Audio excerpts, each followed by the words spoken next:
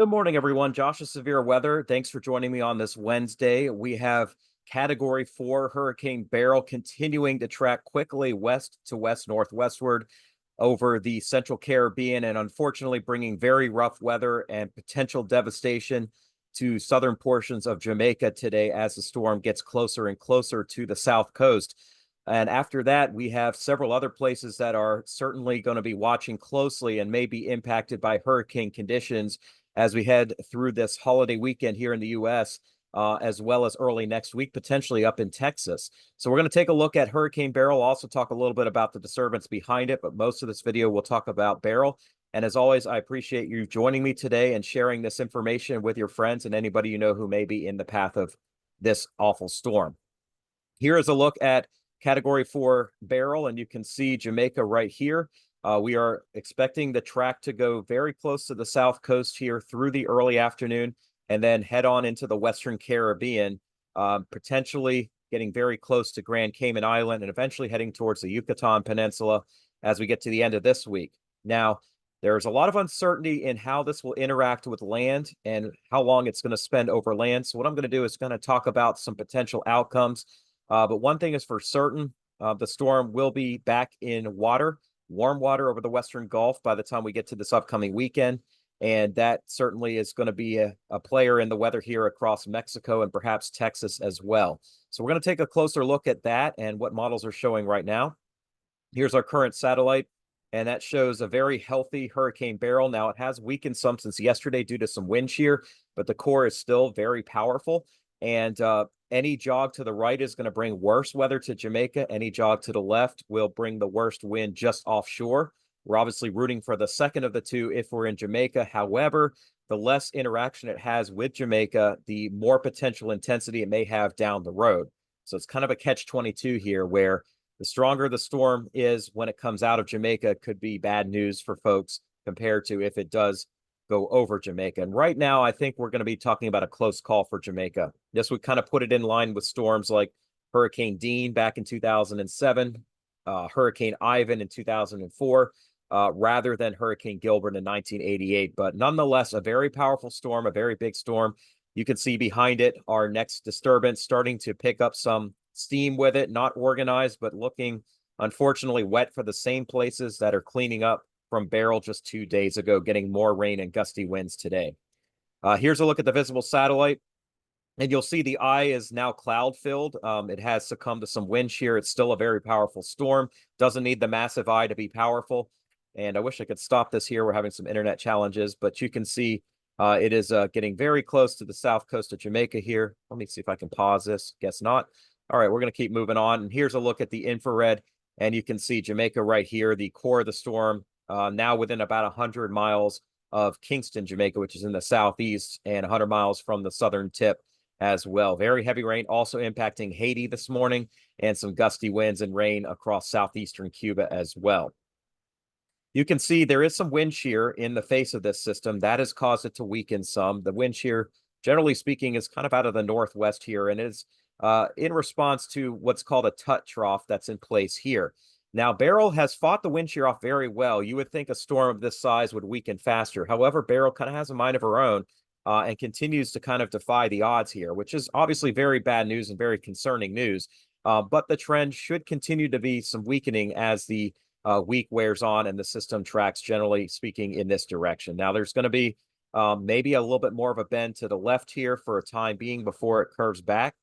There's a possibility that bend comes sooner or later. There's going to be kind of some wobbles around it, and each little wobble is going to make a huge difference in who gets the worst of this weather. Behind it, you do see Invest 96L flaring up with more showers and storms, but it doesn't have a concentrated center, and so it is unlikely to do the damage that Beryl has done. It's only going to add some rain on top of folks that don't need it. So not good, but certainly not as bad as it could be, so we will take that with a grain of salt. Here is the track of Hurricane Beryl, and you can see expected to be a Category 4 major hurricane, 130-mile-per-hour wind as it approaches the south coast of Jamaica. Right now, the winds are 145. I personally think that 130 may end up being a little low. We could actually see it closer to 140.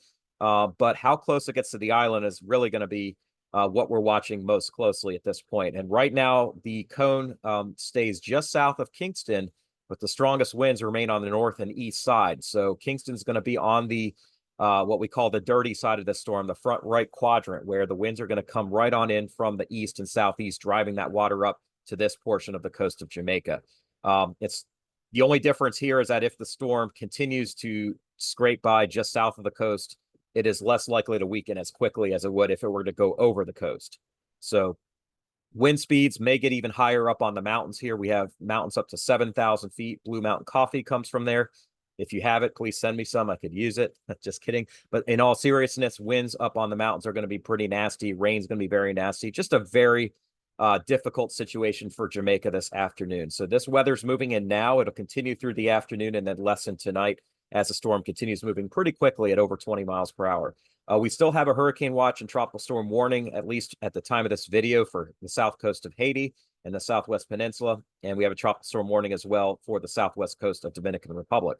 Looking farther off into time here, we're going to see the storm weaken some to a Category 3, but making a close approach to Grand Cayman here tomorrow morning. There's still a chance that it comes onto the northern side of this. It can wobble in both directions. So if you're in the Cayman Islands, you need to prepare for the worst. However, right now, it looks like the worst will stay just south of you, but any little jog north is going to change that. And then farther off into time, the uncertainty grows, but we have the entire east coast of the Yucatan Peninsula under a hurricane watch. That will probably be upgraded to a hurricane warning as we get to tonight. That does include Cozumel. I don't know why it's not circled here, but that does include Cozumel, which is very much in the potential path of this storm. The northern part of Belize is under a tropical storm watch that may get upgraded to either a hurricane watch or tropical storm warning, probably the tropical storm warning. But we are expecting the storm to weaken as it crosses the Yucatan and could produce some really intense wind here. The official forecast, 100 miles per hour, Category 2. I have some potential concern that it ends up being higher than that, may even stay Category 3. Nonetheless, a powerful storm likely to lash the east coast of the Yucatan, which has been hit so many times by nasty storms. You can see it's going to be just south of Tulum, more than likely close to Felipe Carrillo Puerto. But Tulum may actually get some of the worst wind out of this, and that would impact the resorts there, and unfortunately could be bad. Afterwards, the uncertainty grows, and what we're going to see is a weakness in the high-pressure ridge that allows the storm to gain some latitude. And the big question mark is where that occurs. It could start to occur close to the coast of Mexico, keeping the actual core of this system over northeastern Mexico, but maybe impacting the lower Rio Grande Valley of Texas. It is possible, though, the storm could make that bend a little bit farther to the right and impact more of the Texas coastline. And right now, I personally think the forecast will adjust more to the north and east, but maybe not as quickly as what we saw in yesterday's forecast run. So that's what we're going to be watching. Here you can see on the water vapor image, an area of dry air aloft in between this trough here that's producing the southwesterly wind flow and the northwesterly shear that's coming in. But Beryl seems to be doing pretty well holding its own against the face of this wind shear. There's another area of dry air in place here over the Eastern Caribbean, sinking stable air, and then you can see our next system is moving into that, but they're all kind of moving in tandem, so there's enough space between everything to kind of keep these systems autonomous from each other. And that's why Beryl is still a Category 4 storm right now. Here's a look at the track, and you can see 96L has a 20% chance of developing. The chances may start to increase after Beryl leaves the basin, but we've got some time. Nonetheless, there's going to be gusty winds and rain, but I don't think we're dealing with Debbie for the time being. That may change, though, later on this weekend into next week, depending on where the system tracks. And you can see the ocean heat content, very, very high, much higher than average. This is more common for September around Jamaica. See if I can zoom in on that for you guys to see here. But we are seeing some extremely high values here, and that's what's kept Beryl from weakening as quickly as one might expect in the face of the wind shear. Here's a look at the radar from South Cuba. You can see the core of the storm here getting closer to the coast. Here it is right here.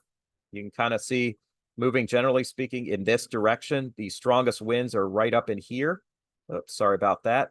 So the strongest winds will be moving into Kingston here around lunchtime and early afternoon, and then into southwestern Jamaica during the early to mid-afternoon, and on the east coast here right before, say, dinner time, 4, 5, 6 o'clock. Again, any adjustment in this is going to change the exact outcome of what any one location is going to receive. But right now, the general forecast takes the core and the actual storm just south but the strongest winds brushing the coast of Jamaica, which would be very bad news here. So we're going to watch it like a hawk this afternoon. Again, any adjustment left or right is going to make a huge difference. You're going to get very heavy rain, potentially a foot of rain on the eastern side and in the Blue Mountain range of Jamaica. That will cause potential destruction from flash flooding. Same goes for Southwest Haiti, although that should start letting up here this afternoon. And then that heavy rain heads towards the Yucatan. Quintana Roo and Cozumel has the potential to get close to a foot of rain, which would be 200 to 300 millimeters of rain. The Cayman Islands will see heavy amounts as well. And we could see this continuing on into the Western Gulf after that. This is the official forecast from the Hurricane Center. I kind of showed it to you before, but just kind of a zoomed out view. It keeps a good chunk of this potential path across South Texas. And again, there are certainly some concerns that there may be more adjustments coming over time. Here's the hurricane wind force swaths. And you can see the red indicating where the hurricane force winds have been. It's not a massive system, at least in the central core, but it is a large system. So a lot of folks here in Jamaica are going to see this red over the south coast. Everybody else will see the tropical storm force winds, and any adjustment will obviously make that worse or better, depending on how that interacts. We may even see some tropical storm force winds hitting the southwestern tip of Cuba as we get to this evening as well. Most likely arrival times for these strongest winds are going to be during the overnight hours across the Cayman Islands, and then later tomorrow evening, and especially overnight across Cozumel, the east coast of the Yucatan, as well as northeast Belize.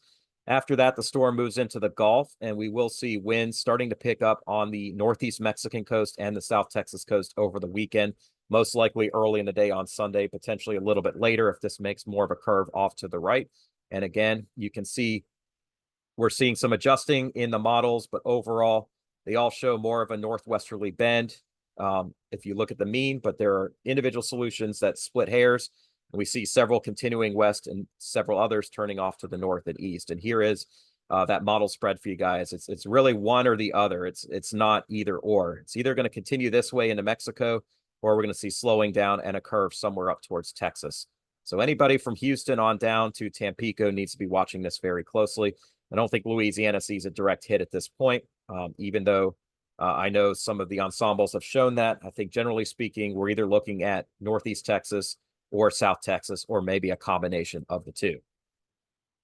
So this will likely change as the day wears on. Here's the GFS forecast track, and the red is the operational. The ensemble is the black. That's the mean, but there's a huge amount of spread.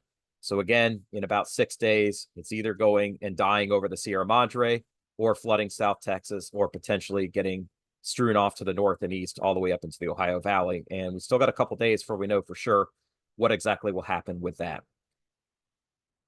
Wind speeds are going to come down over time, but the one thing that has kind of surprised a lot of us is that the weakening has not been as fast as predicted. So that is something you need to keep or stay very mindful of. We are going to see a weakening trend, but maybe a little bit more intensification as this comes into the Yucatan, depending on how the wind shear works out. We will see weakening after that, potentially down the tropical storm force.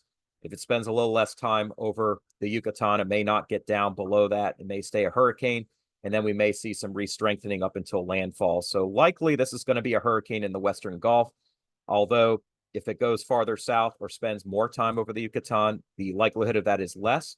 If it spends more time over the Gulf, slows down, it's got a better chance of strengthening further beyond Category 1. Here's a look at the upper level pattern, and you can see the GFS takes us very close to Brownsville and South Padre Island. This would be Sunday afternoon. There's high pressure off to the east.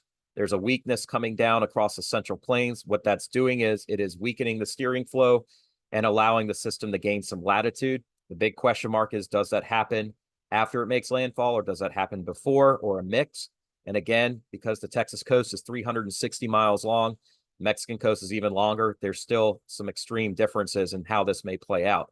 Interestingly, the next system behind it, the GFS, doesn't really develop until it gets into the Western Gulf, and then gives it a shot as we get to the middle of next week. So Texas itself could not only see rain and wind from one system, it may see something right behind it here a couple days later. We'll be watching that as well for you guys in coming days. Here's a look at the upper level pattern, and you can see the upper level winds are actually not all that unfavorable, even though there is wind shear. You can see they're going to lessen. The really nasty winds are up here across the center of the country and on the backside of this upper level low here. And as the system moves into the Gulf, what it does is it kind of creates its own outflow and continues to kind of push back upon the shear here. And as a result, the wind flow is really not all that strong. It is obviously worse than it was for it in the Eastern Caribbean. So the storm's not going to be as strong, but maybe not as much as you might expect. So that's something I need to watch for you guys pretty closely here as it comes into the Western Gulf. You can see the stronger winds here are still off to the north of the system from North Texas up into Missouri, and not as big a player as you might expect here. As we get later into next week, the wind speeds aloft are going to speed up Wednesday and Thursday. So whatever tries to form in the Western Caribbean will succumb to that wind shear. But until that happens, we have still some favorable weather aloft for this system. Here's a look at the total wind shear. And you can see a lot of that wind shear is actually being caused by the outflow of this system. So while we're looking at 20 to 30 knots of shear, some of that is actually outflow from the system, which is allowing it to kind of hold its own. Yes, the structure is probably not going to look like it did a couple days ago, but we may not see as much weakening until the system spends time over land. It will pick up more wind shear when it comes into Texas, though, or Mexico by the time we get to early next week. Here's a look at the relative humidity. You see the dry air here getting pushed away by Hurricane Beryl. You also see a little bit of dry air getting pushed away by the next system. Everything's kind of moving in tandem here. There's not a lot of interference here, but what you will see is there is dry air in the southwestern Gulf. So the north side of this is going to be a lot uglier than the south side as we see a kind of a top-heavy system. Here's the next feature, kind of the same deal. Again, I don't know if it's going to get this strong. I don't know if it's going to even be over here, but something we're going to be watching for you guys down the road here. The H-Wharf tropical model takes the system very close to Jamaica, weakens it some, brings it in just south of Cozumel, and then moves it into the Western Gulf. And you'll see this model is actually gaining more latitude than the other tropical models and would be indicative of a bigger threat to Texas if this, in fact, played out. That is kind of one extreme and maybe our worst case scenario. Here's a closer look at that. You can see it does weaken as it interacts with Jamaica here. And weakens some more due to the wind shear, but then tries to rally again here late tomorrow night, early Friday morning as it comes ashore southwest of Cozumel, maybe near Tulum, and then moves back over the water. And instead of continuing south and west towards Mexico, this gains some latitude and strengthens further down into the 950s, which probably would be a Category 2, maybe Category 3 storm. So that's one extreme. The HAFS model does not show that. It shows a track more southerly and south of Cozumel near Tulum, and then staying kind of more on that west-northwest track. It does gain some latitude and slow down here as it approaches Mexico, but it keeps it south of Texas here Sunday night. So we've got kind of some differences here in the models that we're going to be watching very closely. The HAFS also keeps the center just offshore of Jamaica, by the way, keeping it far enough south of the Caymans, and deepens it until it comes inland. And the difference here is that it spends more time over the Yucatan than what the H-Wharf was showing, and it keeps it more southerly. And so we still have quite a bit of uncertainty in how this is going to play out. This has landfall in northeastern Mexico sometime after midnight, Sunday night, early Monday morning, and then weakening expected on Monday after it does so. And then finally, the HMON model takes the system onto Jamaica. I don't think that's happening, but interestingly strengthens it again, going a little farther south, but a little bit faster, and continues it off to the west-northwest right into Mexico here on Sunday morning. So I think the HMON is probably too extreme, too far south and west in the longer term, too fast. The H-Wharf could be a little bit too far to the north and east towards Texas. So we kind of have to go middle ground at this point. That would bring our storm sometime Sunday night, very close to the U.S.-Mexican border. Here's a look at the feature behind it, starting to pick up some cloud cover, pick up some shower and storm activity. Moving quickly, but producing heavy rain over Barbados this morning and now over the Windward Islands this afternoon. Behind it, though, very stable air in place. Ahead of it, still some wind shear from the south and west. You can kind of see it's fighting that wind shear. So it's going to struggle to develop into anything significant at this point. Whoops. Models show that this very dry air is out ahead of it. And then you can see there's a window for it to kind of sneak in between the Saharan air moving in behind Beryl and a bigger plume of Saharan air moving in behind it. And you can see that's going to take over in the Gulf here, and we're just going to see wave after wave. So after this next disturbance, highly unlikely anything's going to try to form.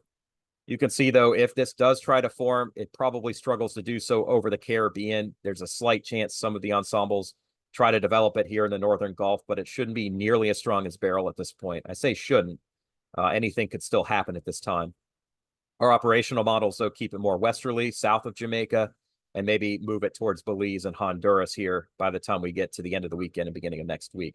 Intensity forecasts on it, again, it hasn't formed yet, so this is to be taken with a grain of salt, but generally speaking, nothing makes it into a hurricane. At the worst, we're talking maybe a mid-range tropical storm at the worst, and that probably wouldn't be until the weekend. And here are our density tracks. Generally speaking, if it stays weak and doesn't develop, it's going into Central America. If it tries to gain some latitude, it may be able to strengthen a little bit here, but again, not looking like the kind of threat that what we're seeing with Beryl. One thing I will say, though, it is going to bring some significant rain. Here's the rain coming from Beryl. You can see that potential for over a foot of rainfall across Jamaica and the Yucatan, and eventually, potentially for the Texas coast, we could see very heavy rainfall. Here's the system behind it. You can see the numbers just keep climbing next week. And one thing I would be concerned with would be the threat for some flash flooding over Southeast Texas, Southwest Louisiana, as well as especially across Central America here, with just extreme amounts of moisture continuing over the very warm waters of the Gulf of Mexico. Thank you so much for your time today. I really pray that everybody in Jamaica takes this seriously. I also pray the storm somehow avoids making the worst of impact on the south coast of Jamaica. I know it's going to be very hairy today, but please know that as a child of God, as a Christian, that all my prayers and thoughts go out to everybody impacted. You know, the reason I do this every day is my calling from God is to help save lives and help protect people and get them prepared. Probably don't have the best track record in the business, but I certainly feel like I'm adding value to people's lives, and I pray everybody takes this seriously. So please know that as a Christian, no matter what you believe, I will be praying for you, for your situation today. If you have any prayer requests, please send those forward to me as well. And I will try to get a video up for you guys on the 4th of July tomorrow. Hope everybody has a wonderful day. See you soon.